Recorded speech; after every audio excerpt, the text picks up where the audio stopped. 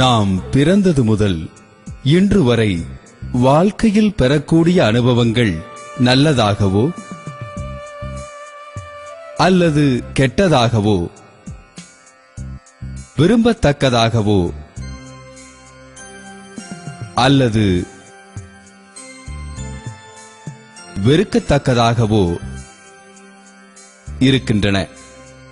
எந்த அனுபவங்கள் நம்முடைய உணர்வுகளையும் மனநிலையையும் பாதிக்கக்கூடியதாக இருக்கின்றன.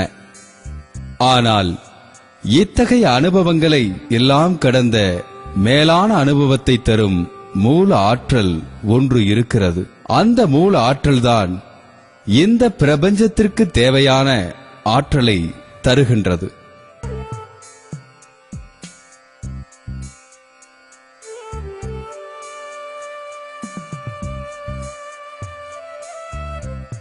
இத்தகைய மேலான அனுபவத்தை பெற நம்மில் யாருக்குத்தான் விருப்பமில்லை?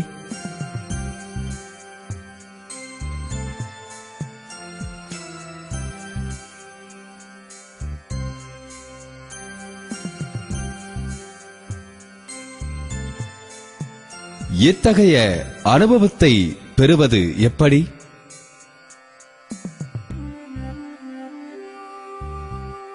எளிய முறை குண்டலினி யோகத்தின் மூலம் நாம் இத்தகைய அனுபவத்தை பெற முடியும்.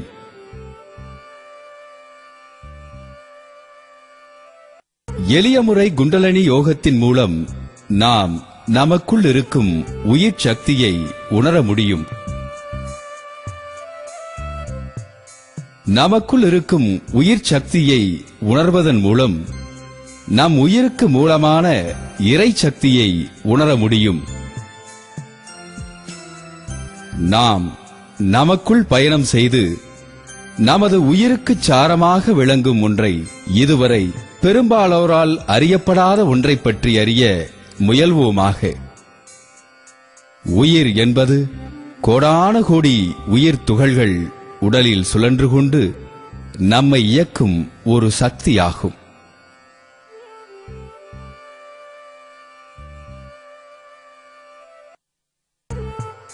உயிர் துகள்கள் தற்சுழற்சியால் எழுப்பக்கூடிய அலையே ஜீவகாந்தமாகும்.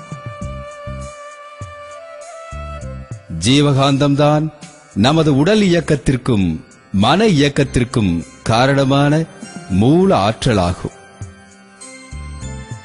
ஜீவகாந்த சுழற்சியினால் உடலின் மத்தியில் கருமையம் ஏற்பட்டு கருத்தொடர்பாக வரும் எல்லா அனுபவங்களையும் அதில் பதிய வைத்திருக்கிறது. உயிர் சக்தி முதுகு தண்டுவட பாதையில் குவிந்திருப்பதையே சக்கரம் அல்லது ஆற்றல் மையம் என்கிறோம். நமது உடலில் 7 ஆதாரங்கள் இருக்கின்றன. மூலாதாரம், சுவாதிஷ்டானம், மணிபூரகம், அநாகதம், விசுக்தி, ஆகினை,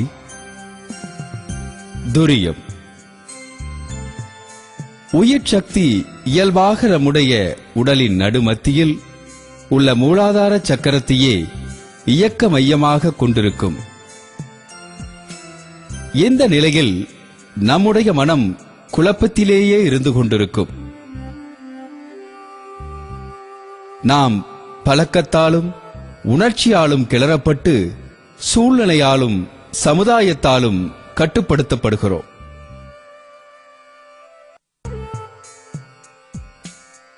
நம்முடைய உயிர் சக்தியை மேலே உள்ள சக்கரத்திற்கு எழுப்புவதன் மூலம் உயிரின் இயக்கத்தை உணர முடியும். அயரா விழிப்பு நிலை கிட்டும். மனம் ஆழ்ந்த அமைதியை பெறும். தத்துவ ஞானி வேதாத்ரி மகரிஷி அவர்களால் எளிமைப்படுத்தப்பட்டு வடிவமைக்கப்பட்ட பயிற்சியே எளிய முறை குண்டலினி யோகமாகும்.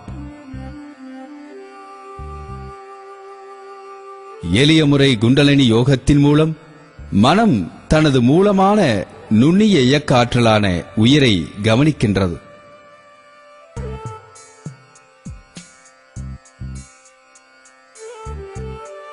இந்த புதிய புரிதலுக்கு பின் நாம் நம்முடைய ஆன்மீக பயணத்தின் போது நிகழ்காலத்தில் இருந்து கொண்டு ஒவ்வொரு நொடிப்பொழுதையும் ரசிப்போமாக.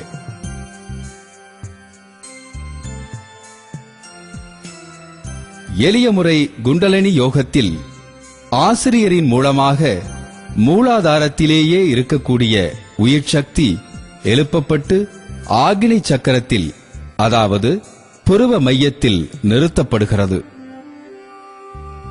ஆக்னி சக்கரத்தில் உயிரின் இயக்கத்தை உணர்கிறோம்.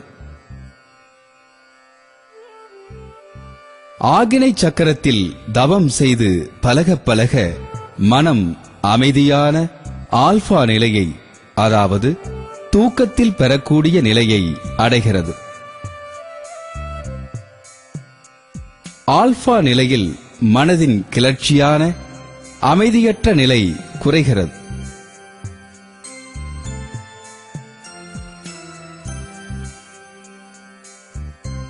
மன அலைச்சுழல் வேகம் குறைவதன் மூலம் மனம் அமைதியான நிலைக்கு செல்கிறது. நினைவாற்றல், மனதை ஒருமுகப்படுத்துதல், படைப்புத் திறன் ஆகியவை அதிகரிக்கிறது. இந்நிலையில் புலன்களின் இயக்கம் குறைக்கப்பட்டு மன கிளர்ச்சியும் குறைக்கப்பட்டு முடிவாக ஜீவகாந்தம் சேமிக்கப்பட்டு உடலுக்கு ஆற்றலை கூட்டுகிறது. காற்றோட்டம், இரத்த ஓட்டம் முதலியவை சீராக இயங்கப்பட்டு நுரையீரல், இருதயம், மன அழுத்தம் சம்பந்தமான நோய்கள் வராமல் தடுக்கப்படுகின்றன. ஆகினை தவத்தில் தலைமைச் சுரப்பியான ஆகினை சுரப்பி தூண்டப்பட்டு ஹார்மோன்கள் இயற்கையாகவே சீராக இயக்கப்படுகின்றன.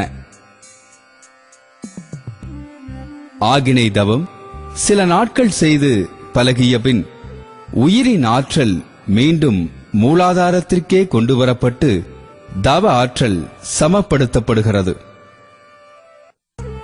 இதுவே சாந்தியோகம் எனப்படும்.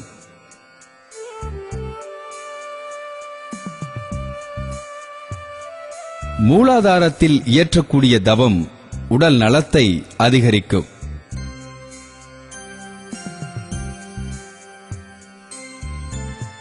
நாம் இப்பொழுது அடுத்த நிலை தவமான துரிய தவத்திற்கு செல்ல இருக்கின்றோம். உயிர் சக்தி இங்கு தலை உச்சியில் குவிக்கப்படுகிறது. துரிய தவத்தில் மனம் இன்னும் ஆழ்ந்த அமைதிக்கு செல்கிறது.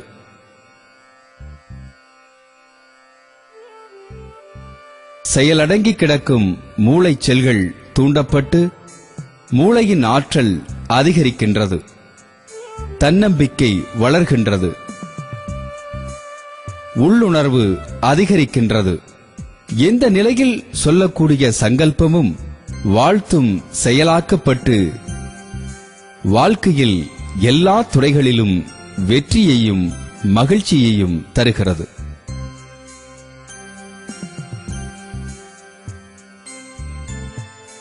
மனோசக்தியை அதிகரிப்பதால் நமக்குள் பயணம் செய்து நம்முள் இருக்கும் வேண்டாத குணங்களை களைய உதவுகிறது. நாம் அகத்தாய்வின் மூலம் எண்ணங்களை ஆராயவும், ஆசையை சீரமைக்கவும், சினத்தை தவிர்க்கவும், கவலையை ஒழிக்கவும் இத்தகைய தவம் மிகவும் பயனுடையதாக இருக்கிறது. இத்தகைய எளிய அகத்தாய்வு பயிற்சிகளின் மூலம் மனதை தூய்மை செய்து ஆளுமை திறன் அதிகரிக்கப்படுகிறது. நாம் இப்பொழுது உடலை தாண்டி, பிரபஞ்சத்தை தாண்டி எல்லாவற்றுக்கும் மூலமான இறைநிலையோடு பயணம் செய்ய முற்படுகிறோம். இதுவே துரியாதீத தவமாகும். தலை உச்சிக்கு 1 அடி உயரத்திற்கு மேலாக துவாதசாங்கம். மனதை நிறுத்தி பின் மீண்டும் மனதை விரித்து சந்திரன்,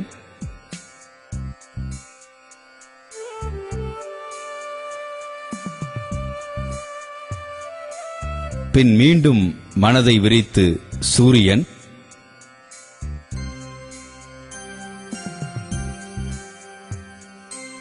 பின் மீண்டும் மனதை பிரபஞ்ச அளவிற்கு விரித்து கோடான கோடி நட்சத்திரங்கள், பால்வெளி மண்டலங்கள் அனைத்தையும் அகக்காட்சியாக காண்கிறோம். இதுவே மகா ஆகாசம் என்றும் அழைக்கப்படும். பின் மீண்டும் மனதை விரித்து எல்லையற்றதாக உள்ள பூரணப் பொருளான சுத்த வெளியோடு இணைகிறோம்.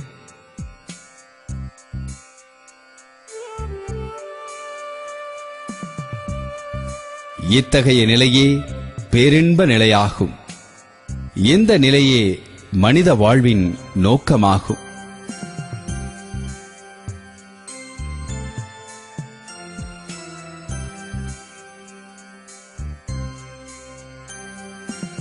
இத்தகைய விரிந்த நிலையில் பேராதார சக்தியோடு மனதை கலக்கும் போதுதான் பிரம்மம், அகம் பிரம்மாஸ்மி என்பதை உணர்கிறோம்.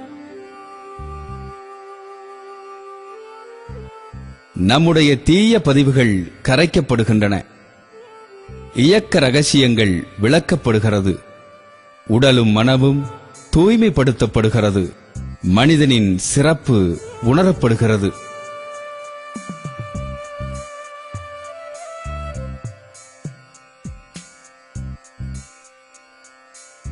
நாம் ஒவ்வொரு செயலிலும் இன்பத்தையும், ஒவ்வொருவரிடமும் இணக்கத்தையும்,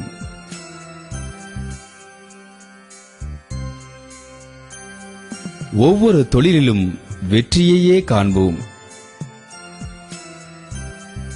நாம் உடல் நலம், நீலாயுள், நிறை செல்வம், உயர் புகழ், மெய்ஞானத்தோடு ஓங்கி வாழ்வோம்.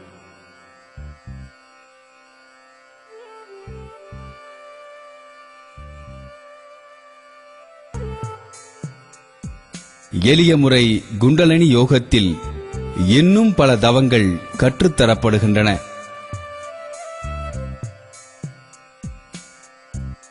பஞ்சபூத நவகிரக தவம் நம் வாழ்வோடு தொடர்பு கொண்டுள்ள 5 பூதங்களோடும் 9 கோள்களுடனும் இணக்கம் பெற்று வளமான வாழ்க்கை பெறுவதற்கு ஏற்ற தவம். பஞ்சேந்திரிய தவம்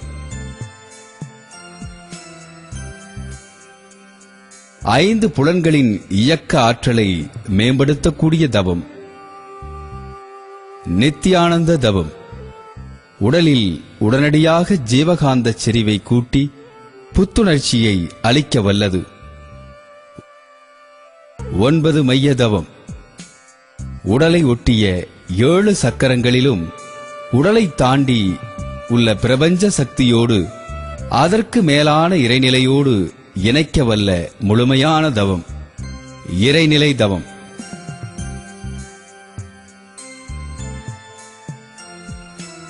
இந்த தவத்தின் மூலம் எல்லா தோற்றப் பொருள்களும் இறைநிலையின் தன்மாற்றம் என்பதை உணர்ந்து எல்லா பொருள்களிலும் இறைத்தன்மையை காணலாம்.